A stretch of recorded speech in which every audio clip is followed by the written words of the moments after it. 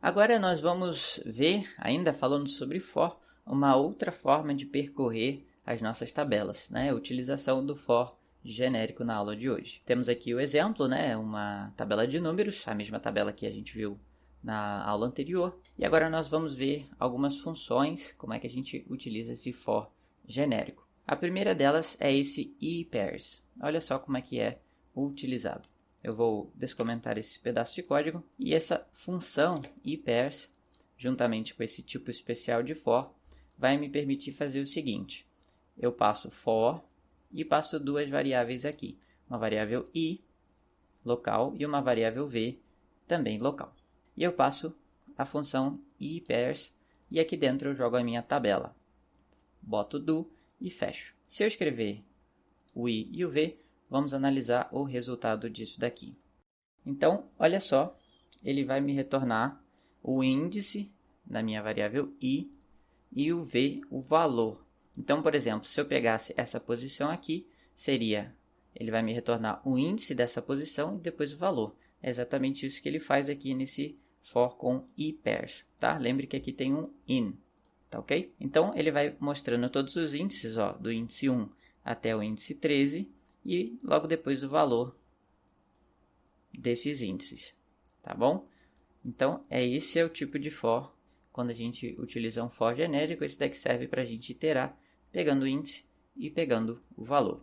É bem tranquilo, bem fácil da gente entender como é que ele funciona.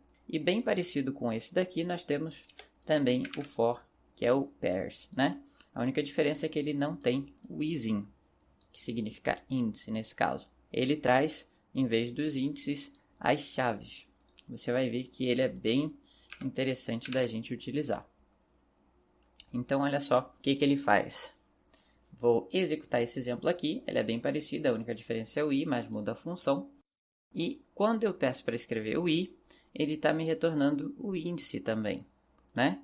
E se eu escrever aqui o v, olha só, vou botar assim, i, v, veja que ele vai dar aparentemente o mesmo resultado que o outro, porque ele me retorna o índice, nesse caso ele me retorna a chave, melhor dizendo, e a chave foi o índice desses números aqui.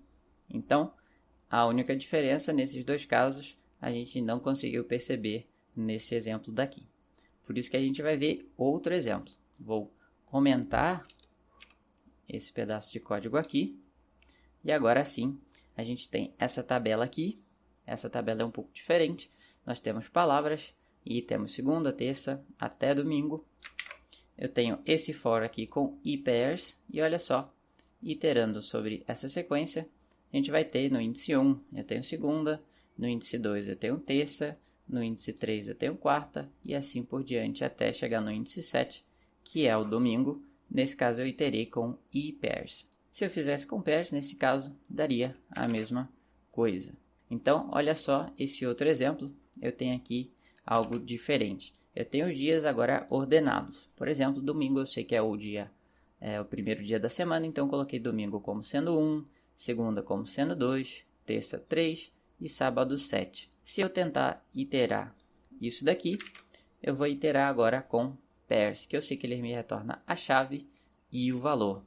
Rodando esse código, ele me mostrou aqui as chaves, olha só. A chave domingo, o valor, deixa eu ver aqui, a chave sábado, valor 7, a chave quarto, valor 4, a chave terça, valor 3, segunda 2 e assim por diante. Ele me retornou a chave e os valores. E se eu colocasse a função ePairs? Vamos rodar novamente. Veja que ele não me retorna nada, porque ele tenta buscar pelos índices quando eu utilizo a função ePairs. E aqui não tem nenhum índice. Todas as chaves são em strings, tá certo? Então essa é basicamente a diferença. Generalizando, a maioria das vezes você pode estar utilizando o pairs, ou a gente vai acabar utilizando bastante esse pairs aqui, tá? Essa forma de fazer o loop. Então, imagine o seguinte. Eu tenho esse mesmo exemplo e eu tenho essa tabela de dias ordenados. Eu vou copiar todos esses valores e vou trazer para cá.